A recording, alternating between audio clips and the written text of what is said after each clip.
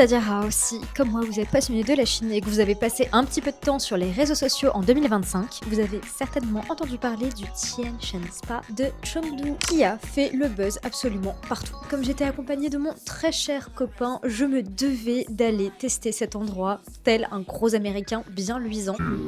Je vous spoil tout de suite, on n'a absolument pas été déçus. On vous recommande cette expérience à 100%.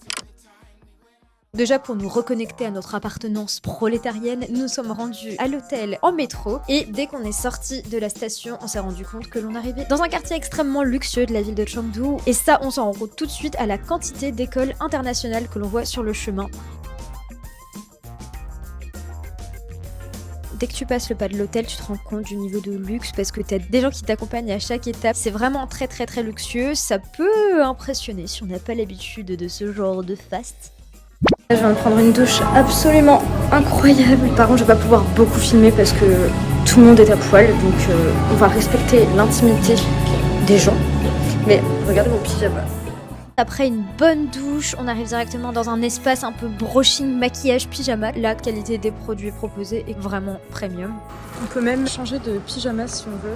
Moi, je me suis contentée du pyjama inclus dans le prix d'entrée du billet. D'ailleurs, petit tip, ne balancez surtout pas votre pyjama au linge sale lorsque vous partez parce qu'en fait, vous avez le droit de le garder. Les images parlent d'elles-mêmes, le décor est absolument magnifique. Et d'ailleurs sur les réseaux chinois, il y a des gens qui disent que tout étudiant en architecture d'intérieur devrait se rendre au Tian Shan Spa pour en prendre de la graine.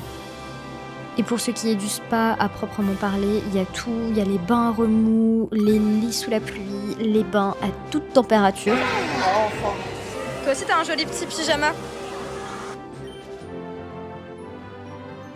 L'élément incontournable de tous les spas chinois, c'est la zone fruits et boissons à volonté. Et nous, comme on est vraiment teubés, on n'avait pas compris qu'on pouvait simplement prendre les fruits et les donner au staff pour qu'ils le coupent et qu'ils le présentent bien dans une jolie assiette. On était convaincus qu'il fallait qu'on le fasse nous-mêmes et d'ailleurs on comprenait pas très bien comment on était censé éplucher un litchi à la main. Alerte au gogol! Alerte au gogol les enfants! En fait on est bête, on n'avait pas compris, mais les fruits, tu les cueilles au buffet et ils te les coupent. Ils te font des belles assiettes, ça c'est bon à savoir. On a raté l'heure du déjeuner. Et le dîner c'est à 18h, c'est-à-dire dans 3 heures. Par contre le dîner je pense que c'est un truc de ouf. Hein. Bah ils sont déjà en train de préparer je pense. Ouais, je pense que c'est... Comme on avait raté l'heure du repas, il fallait qu'on commande quelque chose à la carte et c'était que des nourritures assez simples. Donc là on a pris des nouilles instantanées améliorées. En vrai c'est pas mal comme nouilles instantanées. On a payé 298 yuan, ça fait 35 €. Vous vous rendez compte, en France, le prix qu'on devrait débourser pour venir dans un endroit pareil. Par contre, là, on vient de regarder le prix des massages et il se rattrape carrément là-dessus. Le prix d'un massage des pieds, c'est 398 pour 50 minutes. Mais je pense que c'est une bonne stratégie marketing parce que quand t'es là, tu te dis, bon en vrai, ça serait con de pas se faire un petit massage des pieds. Et là, on comprend pas très bien parce que le monsieur, depuis tout à l'heure, il est avec son Red Bull et sa clope. Un peu perturbant. Toujours plus de boissons, du Red Bull pour nos amis chinois qui adorent ça. Il y a ma marque de thé, mais il n'y a pas le jasmin, qui est mon parfum préféré. Molly. Ah ouais. Tu lis chinois en fait. Ah, parce que c'est ton occasion de goûter cette fameuse boisson chinoise. On a trouvé les gâteaux.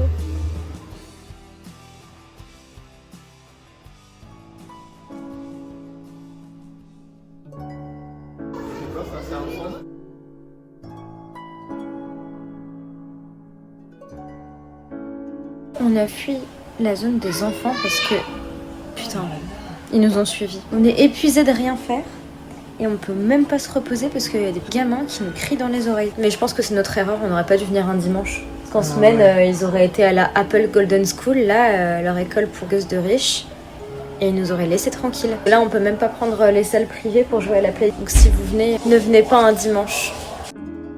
Ici, c'est la zone consacrée à la lecture et aussi principalement à la sieste, j'ai l'impression.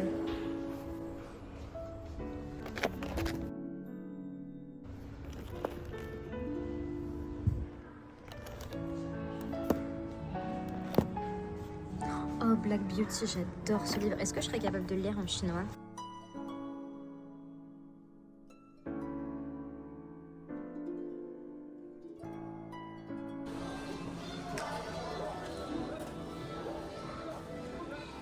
On a trouvé la zone des films qui était bien cachée. Hein.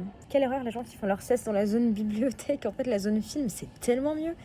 un petit cinéma privé là après le sauna. Ça c'est un film iconique. Je crois qu'il n'y a pas d'effets spéciaux. L'actrice elle a vraiment fait cette transformation physique et elle est devenue extrêmement connue d'ailleurs. Il faudra que je me renseigne davantage sur son histoire, mais j'en avais déjà entendu parler.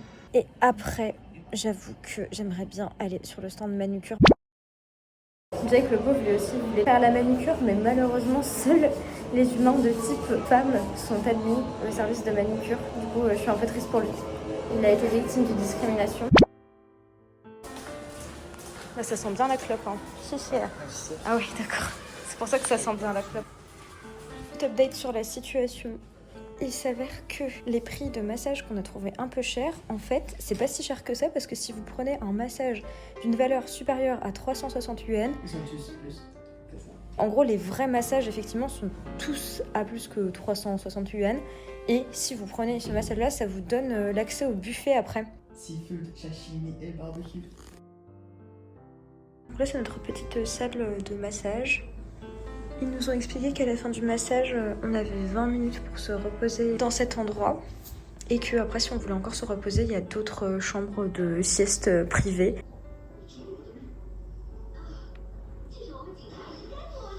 Bon, c'était pas un massage reposant parce que c'était très fort. Et ça faisait même mal en fait. Ça parlait pendant 1 heure. Ah ouais, j'étais copine avec les masseurs, on n'arrêtait pas de papoter. On était en train de commenter le choix de l'outfit des masseurs. Et c'était un peu bizarre parce que le monsieur, c'était normal. Mais la dame qui a massé Jake, genre elle avait une petite robe assez courte avec des talons assez hauts. Et à un moment, elle était sur lui et on voyait presque sa culotte quoi. Du coup, c'était un peu étonnant. On va découvrir le buffet. Pour commenter le buffet à proprement parler, je pense pas être la meilleure personne parce que j'aime pas la nourriture qu'on sert dans les buffets à volonté chinois. J'aime pas la manière dont ils essaient de faire fusionner la cuisine occidentale avec la cuisine traditionnelle chinoise. Il y a toujours un espèce d'arrière-goût sucré, ça matche pas, je suis hyper conservatrice quand il s'agit de bouffe, notamment de bouffe chinoise. Après je dis pas, j'ai quand même goûté, les sashimi étaient bons, c'est sûr. Mais ça pareil, j'ai toujours du mal avec le fait que ce soit à volonté, surtout quand on connaît les conditions d'élevage des poissons. Peut-être un truc à savoir quand même, il y avait le buffet à volonté, mais à côté de ça, vous pouviez aussi commander des plats à la carte. Nous on a fait ça avec des palourdes et pour le coup selon moi c'était le meilleur truc que j'ai mangé dans la partie coquillages et crustacés. Je me suis pas laissée tenter sur les nouilles parce que pour moi manger trop de nouilles ou de riz à un buffet à volonté c'est toujours une erreur de débutante. Mon grand regret c'est que malgré ce que je vous dis j'ai quand même pas mal mangé au buffet à volonté. Et malheureusement, j'aurais dû me réserver pour la partie barbecue qui, selon moi, ressemblait beaucoup plus à de la cuisine traditionnelle chinoise et était délicieuse. Qu'on soit bien au clair, je n'ai plus du tout faim, mais il était absolument inconcevable pour moi de ne pas me rendre au stand barbecue. Donc pour ne pas gâcher quoi que ce soit, j'ai commandé des champignons grillés et des brochettes de mouton et c'est tout. Il faut boire, hein. Ah oui, et Jake n'a absolument pas l'intention de manger, du coup c'est aussi pour ça que j'ai pas commandé grand chose. La dame elle a été choquée parce que j'ai pris que 2 trucs. Tant mieux, au moins je veux vraiment pas faire de gâchis. Je pensais avoir commandé un lot de brochettes, mais il s'avère que ce n'est qu'une brochette, mais tant mieux. Waouh, l'odeur.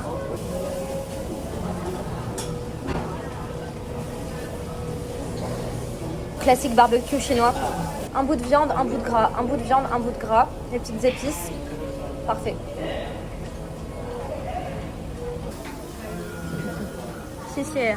Ah non, il est beau, hein. Mais je m'attendais pas à ce que ce soit juste un champignon. Je m'attendais à une brochette de champignons. On a attendu 15 minutes pour ça.